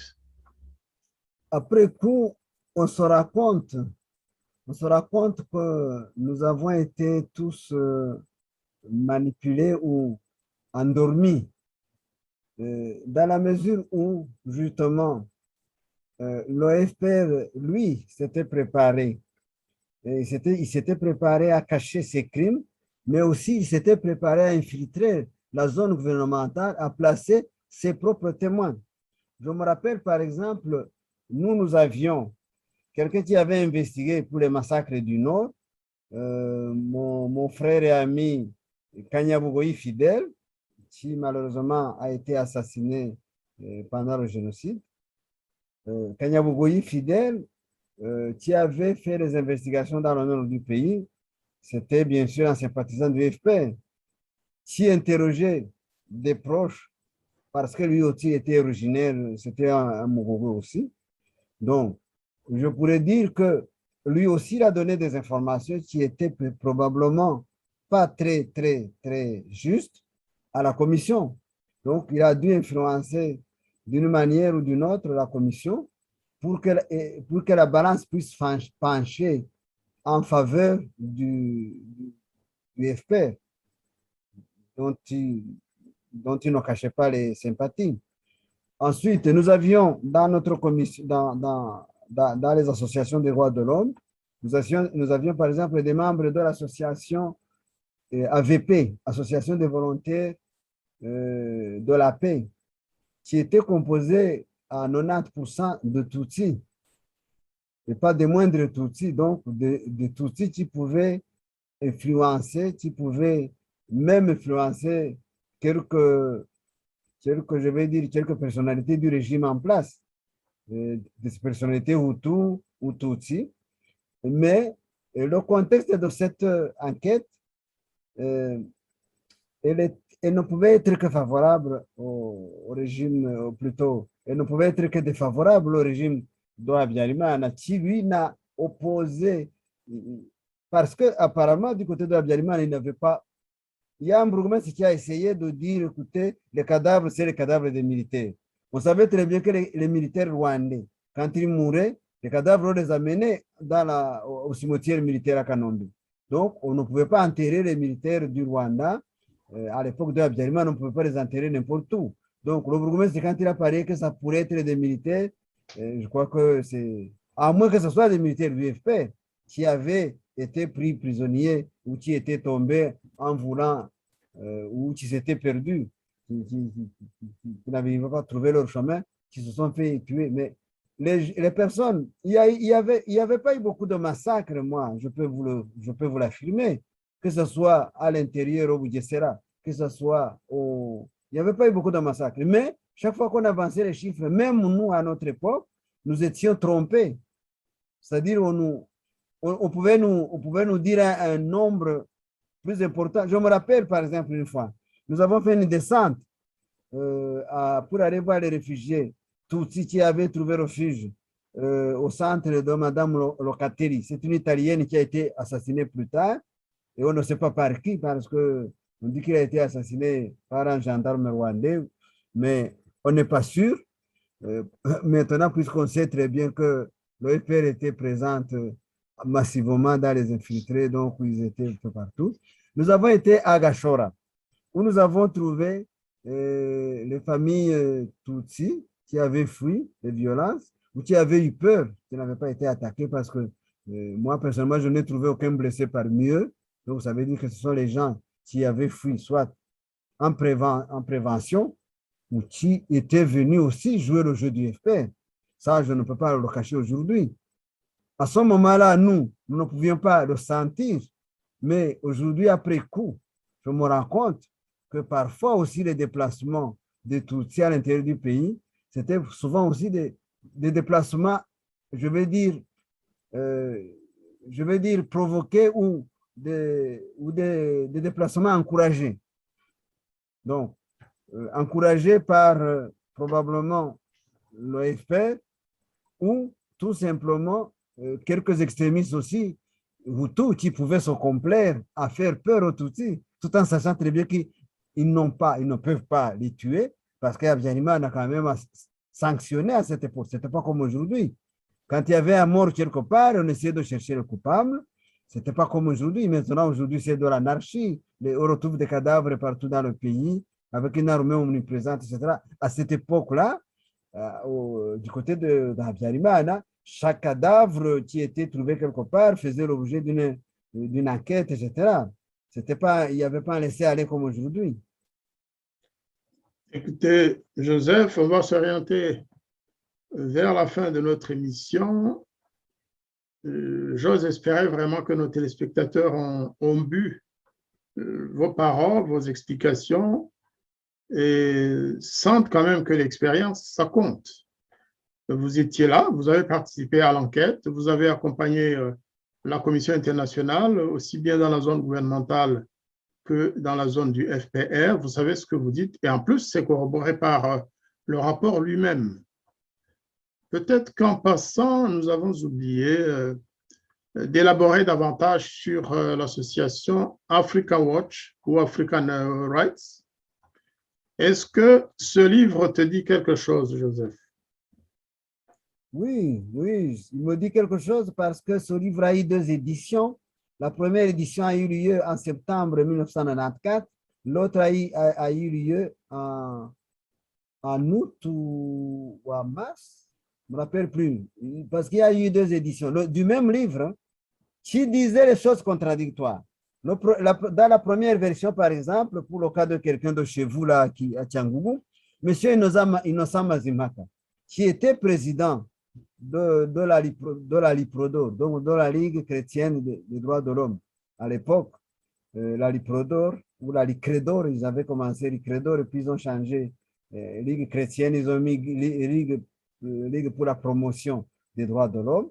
Eh bien, Innocent Mazimhaka a été présenté comme la victime, qu'il avait été tué pendant le génocide en tant que président d'une association des droits de l'homme. Et puis, dans la deuxième version, on l'a présenté comme un génocidaire, un violeur, etc.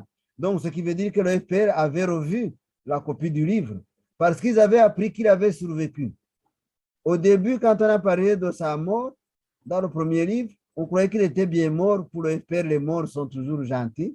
Et donc, on les a présentés comme ça. Mais il y avait beaucoup de fautes, beaucoup de conneries dedans, beaucoup de contre-vérités dans la deuxième édition. Parce que justement, le FPR avait en quelque sorte rectifié le tir et Raquel Omar avait mis tout ce qui nous restait d'intellectuels Hutus, des anciens fonctionnaires Hutus, on les avait mis comme des coupables des génocidaires dedans. Et à partir de 1995, on a commencé la chasse à l'homme. La chasse à l'homme qui a visé même des réfugiés Hutus éparpillés dans le monde, les docteurs en médecine, les commerçants, les prêtres. C'est d'ailleurs Rakia Omar qui a été le premier à incriminer, à dénoncer l'abbé Wenceslas Munyeshaka, qui est devenu, qui a eu bénéficié d'un non-lieu après 20 ans, mais on continue toujours de l'attaquer dans les médias, etc. On ne reconnaît même pas que la justice française a fait son boulot. Donc, Raquel Omar a commis beaucoup de dégâts parce qu'il ne travaille pas pour la vérité, il ne travaille pas pour la justice, il travaillait pour un régime totalitaire et il était payé pour ça. Alors, justement, pourquoi j'exhume ce livre, hein, c'est quand même un livre de 1200 pages. Hein. Comme tu l'as dit, il a été publié pour la première fois en septembre 1994, c'est-à-dire au moment où nous avions tous les yeux fermés.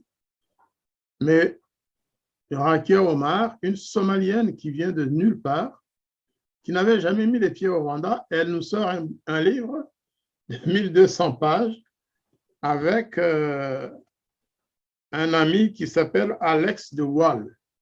Oui, c'est le cofondateur d'African Rights. Voilà, c'est le cofondateur d'African Rights. Mais, Joseph, rappelle-toi, sur la liste des organisations membres de la commission d'enquête, eh bien, il y a African Rights. C'est-à-dire qu'en ce moment-là... mais qui était américaine, mais voilà. Elle a été, Rakia Omar a été un agent, a été un employé à Human Rights Watch. Et elle s'est fait virer suite à des fautes professionnelles.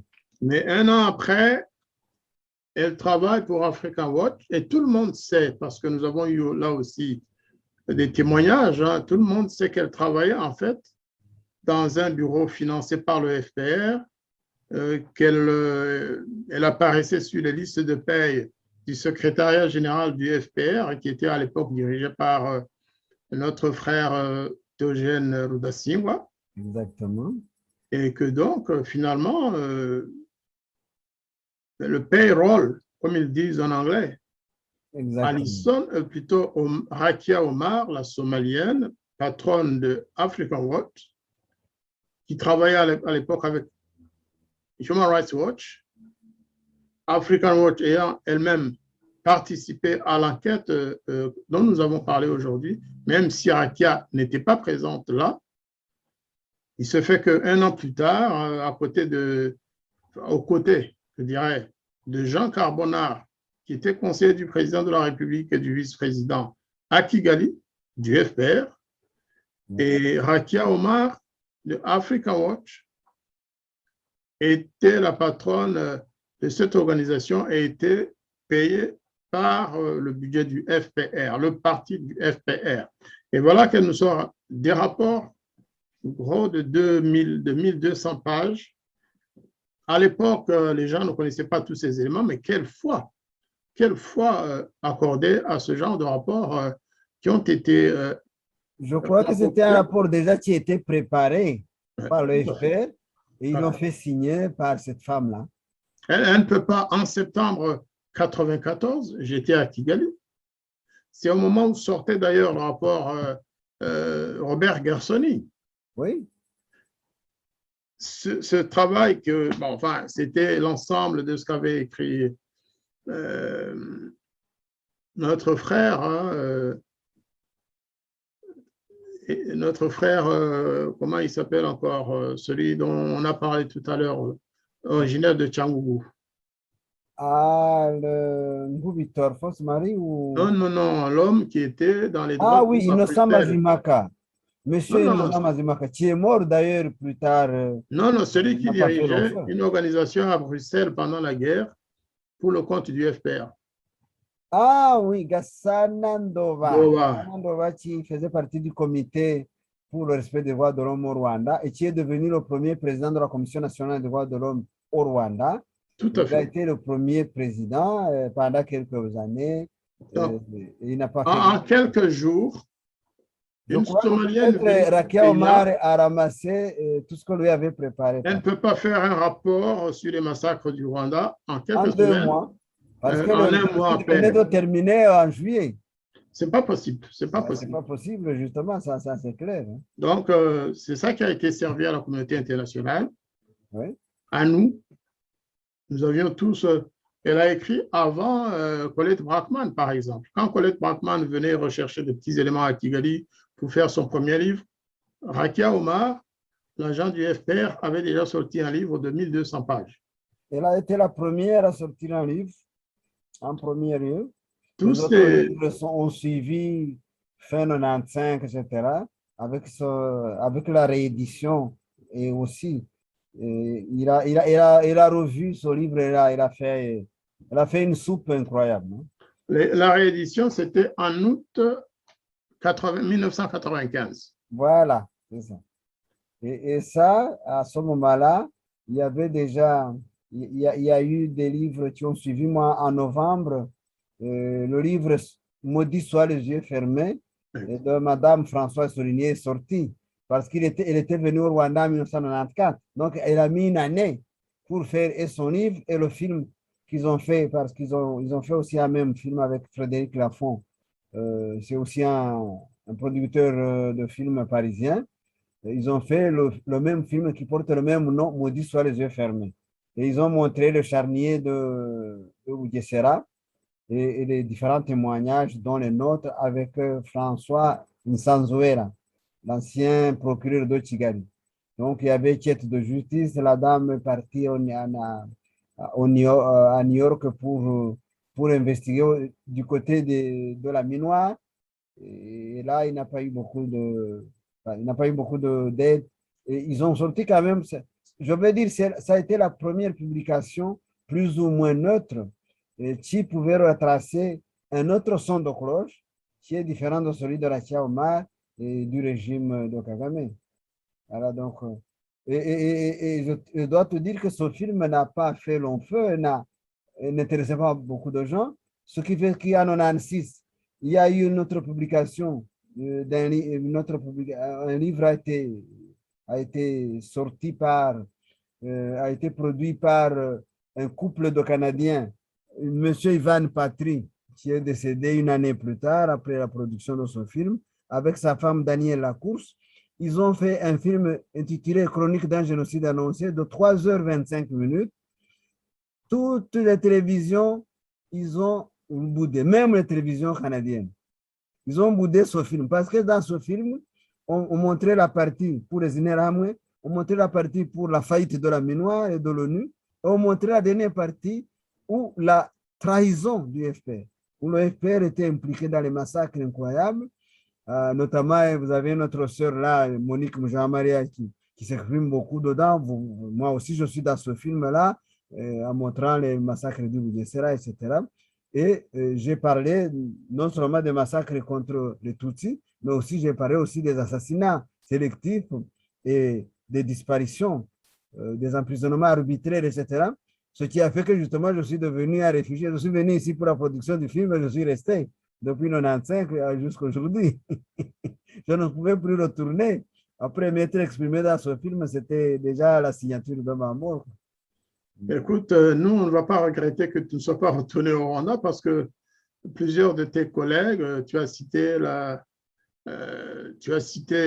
Marie, Alphonse Marie Mouito, qui a été procureur, je pense, qui s'est battu en 1990 90-91 pour la libération de ceux qu'on appelait IBZI, c'est-à-dire les infiltrés, dont tu faisais partie. Et parfois, ça m'amuse qu'on dise que tu étais un infiltré. Tu étais peut-être un infiltré de la vérité, mais pas un infiltré du FPR en tout cas. Donc, heureusement, nous n'allons pas regretter. Nous n'allons pas regretter que tu ne sois pas rentré au Rwanda. Nous n'allons pas non plus nous n'allons pas regretter que tu sois une source intarissable de cette période, de cette époque-là, parce que plusieurs de nos amis sont morts. Ceux qui connaissaient la vérité sont morts. D'autres qui connaissent la vérité ne veulent pas parler. Par exemple, il serait important que ce livre soit décortiqué et que les Rwandais sachent qui était Rakia Omar et pour qui elle travaillait. Parce qu'on l'a toujours prise pour une femme qui s'occupait des droits de l'homme, qui était donc indépendante, experte du Rwanda, alors qu'en réalité, elle était payée. Je dois souligner que Rakia Omar a toujours eu ces informations via les réseaux FPR. Au moment où elle avait deux enquêteurs assez honnêtes pour moi, à savoir M. Bahizi Félicien et Pacifique Kabarissa, mais il s'est chamaillé avec eux. Ils ont dû fuir le Rwanda, non pas menacés par le gouvernement rwandais spécialement directement, mais menacés par Rakia Omar, qui les avait trahis auprès des services secrets rwandais. Et ils sont tous en Belgique, les deux anciens enquêteurs, je veux dire, les enquêteurs qui tentaient de rechercher la vérité. Donc, Rakia Omar n'en avait pas besoin. En plus, bien sûr, le FPR n'avait pas besoin de la vérité jusqu'à aujourd'hui. C'est pour cela que nous avons des gens comme Karasira, comme des Garcias Mouchaïdi, comme Ida Mandje qui sont en prison parce qu'ils ont osé dire la vérité. Donc, les ennemis de la vérité, ils sont bien installés à Kigali. Écoutez, on va peut-être dire item issa est, hein, la messe d'aujourd'hui est dite, elle est terminée. En tout cas, je profite de cette occasion pour te remercier beaucoup de ta contribution à cette émission parce que personne mieux que toi n'aurait pu aborder cette question de cette commission d'enquête internationale qui était supposée être neutre, mais qui ne l'était pas, du moins selon, de notre point de vue en tout cas.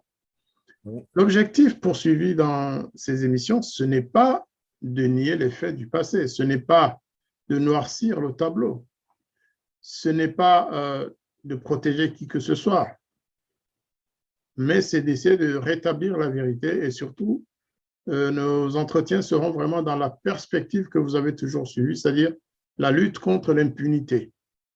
Oui. L'impunité du FPR, qu'est-ce qui explique que tous les rapports produits sur les crimes du FPR depuis 90 à ce jour n'ont jamais été suivis d'effet, c'est-à-dire n'ont jamais été considérés par ceux qui les avaient même commandés.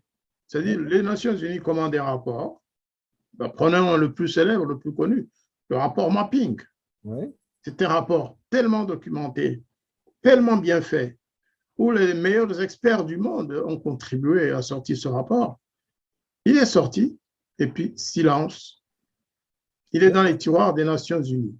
C'est ça que nous voulons. Nous voulons sortir tous ces rapports des tiroirs des Nations Unies. Judy Revers a essayé de le faire dans son livre. Exactement, j'allais parler d'elle. Voilà. Lorsque la vérité est dite sur le Rwanda, elle est complètement ignorée. Et tous les lobbies se mettent en mouvement, on diabolise la personne, le chercheur ou la chercheuse qui a fait ce travail. Donc, cette volonté de cacher la vérité, c'est finalement le seul souci du régime totalitaire du FPR, ainsi que ses sponsors. Donc, c'est clair. C'est pour cela que vous ne trouverez jamais, mais il y a des grands médias ici qui nous connaissent. Hein. Toi et moi, nous sommes connus par les médias, mais jamais ils ne nous donnent la parole parce qu'ils ont peur de dire cette vérité. Parce que la politique générale de l'Union européenne, la politique générale américaine ou anglaise, c'est de cacher la vérité, de couvrir un régime totalitaire qui leur sert d'intérêt géostratégique en Afrique. On voit même comment les Français sont allés composer et manger à la table du diable, comme on dit. Totalitaire, certes, mais surtout criminel. Oui, mais quand c'est totalitaire, c'est toujours des crimes aussi. Tout à fait, mais il y a des régimes totalitaires qui n'ont pas la même performance criminelle que le régime du FPR, qui opprime peut-être les gens. On peut être un dictateur, on peut opprimer, mais sans massacrer, sans tuer, sans massacrer. Voilà. Chez nous, le nôtre, il massacre non seulement au Rwanda, mais dans les pays limitrophes, il massacre partout. Il massacre même en Europe, il essaie de s'attaquer à ses opposants partout. L'histoire de Pegasus, là, le logiciel Pegasus qui lui permet, plutôt que d'améliorer ses services, de devenir un régime fréquentable, eux, ils chassent tout ce qui peuvent dénoncer les crimes ou les injustices. Voilà. Écoute, une fois encore, merci. Voilà, Il a déjà dit 3 fois et surtout à très bientôt. Et ce sera vraiment dans l'intérêt de tous que la vérité soit dite et connue, que nos téléspectateurs, le public rwandais, le public des pays des Grands Lacs et même le public de nos pays amis belges, France, tous les pays francophones connaissent la vérité à travers nos témoignages, à travers les émissions de la Voix des Grands Lacs. Et une fois encore, merci. À très bientôt, Joseph. Oui, à très bientôt. Je dis au revoir à tous nos téléspectateurs. À la prochaine fois. Merci beaucoup. Merci.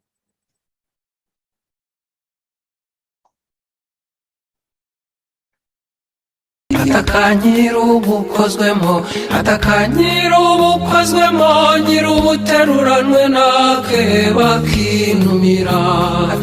Ataka nyir'ubukozwemo, nyir'ubuteruranwe nake bakinumira.